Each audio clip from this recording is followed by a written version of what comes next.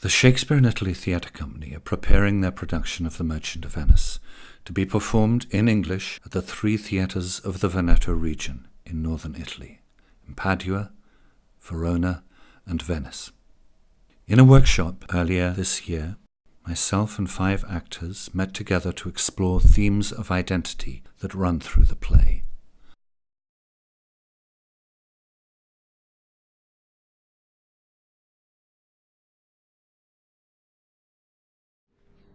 In sooth, I know not why I am so sad.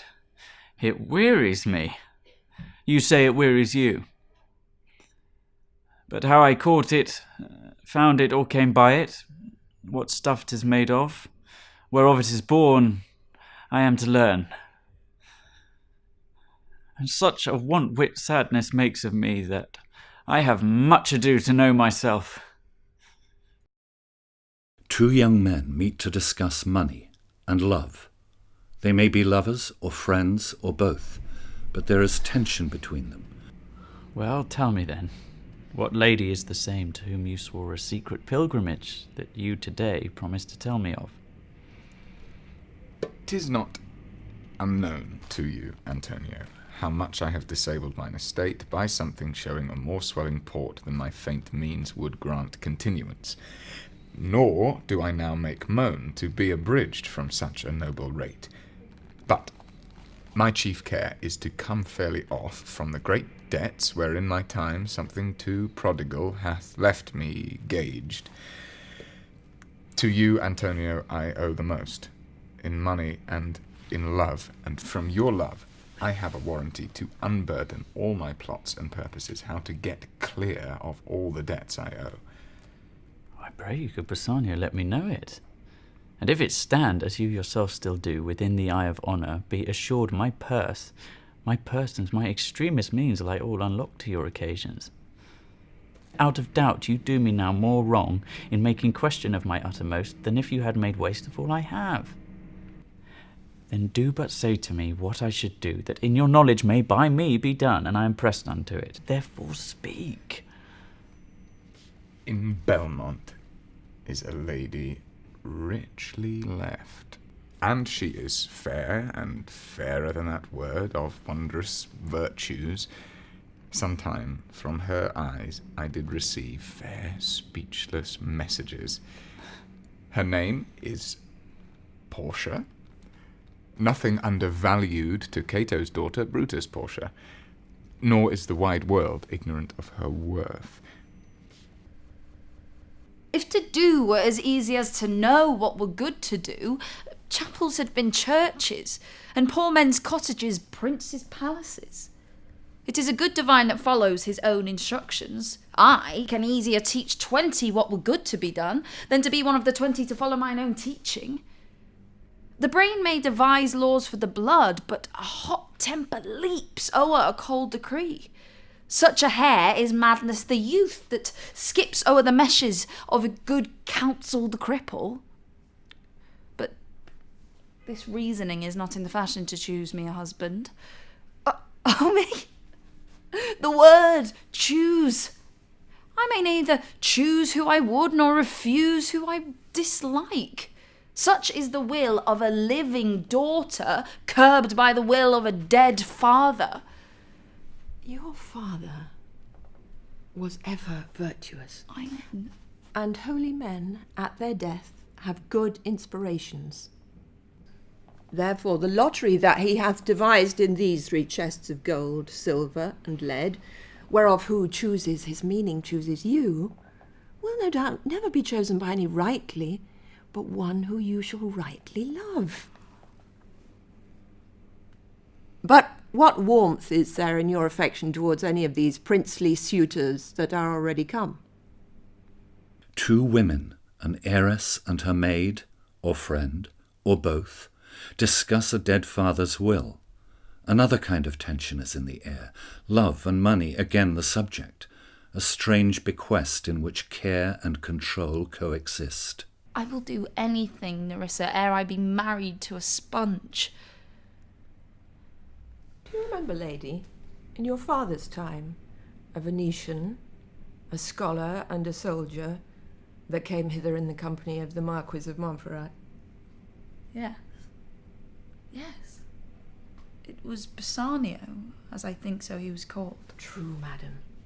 He, of all the men that ever my foolish eyes looked upon, was the best deserving a fair lady. I remember him well, and remember him worthy of thy praise.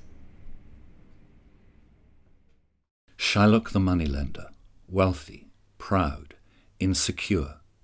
Does he seek friendship or control, acceptance or revenge? 3,000 ducats. Well, Aye, sir, for 3 months. for 3 months. Well, For the which, as I told you, Antonio shall be bound. Antonio shall become bound.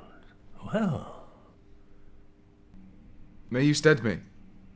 Will you pleasure me? Shall I know your answer? 3,000 ducats for 3 months and Antonio bound. Your answer to that? Antonio is a good man. Have you heard any imputation to the contrary? Oh, no. No. My meaning in saying he is a good man is to have you understand me that he is sufficient. Yet his means are in supposition. He hath an argosy bound to Tripolis, another to the Indies. I understand, moreover, upon the Rialto that he had a third at Mexico, a fourth for England, and other ventures he hath squandered abroad. But ships are but boards, sailors but men. There be land rats and water rats, land thieves and water thieves, I mean pirates. What news on the Rialto? Who is he comes here? This is Signor Antonio. How like a fawning publican he looks. I hate him, for he is a Christian, but more for that in low simplicity he lends out money gratis, and brings down the rate of usance here with us in Venice. If I can catch him once upon the hip, I will feed fat the ancient grudge I bear him. He hates our sacred nation, and he rails, even there where merchants most do congregate, on me, my bargains, and my well-won thrift, which he calls interest. Cursed be my tribe, if I forgive him. An evil soul producing holy witness is like a villain with a smiling cheek, a goodly apple rotten at the heart. Oh, what goodly outside falsehood hath! 3,000 ducats. 'Tis a good round sum. 3 months from 12, then let me see the rate. Well, Shylock, shall we be beholding to you? Signor Antonio, many a time and oft on the Rialto you have rated me about my moneys and my usances. Still have I borne it with a patient shrug, for sufferance is the badge of all our tribe. You called me misbeliever, cutthroat dog, and spat upon my Jewish gabardine, and all for use of that which is mine own. Well then, it now appears you need my help. Go to then, you come to me and you say, Shylock, we would have moneys. You say so, you that did void your room upon my beard, and foot me as you spurn a stranger cur over your threshold. Moneys is your suit? What should I say to you? Should I not say, hath a dog money? Is it possible a cur can lend 3,000 ducats? Or shall I bend low, and in a bondman's key with bated breath say this, Fair sir, you spat on me on Wednesday last. You spurned me such a day.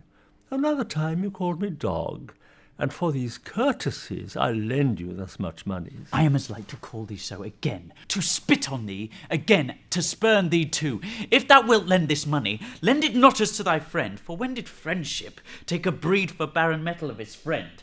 But lend it rather to thine enemy, who if he break, thou mayst with better face exact the penalty.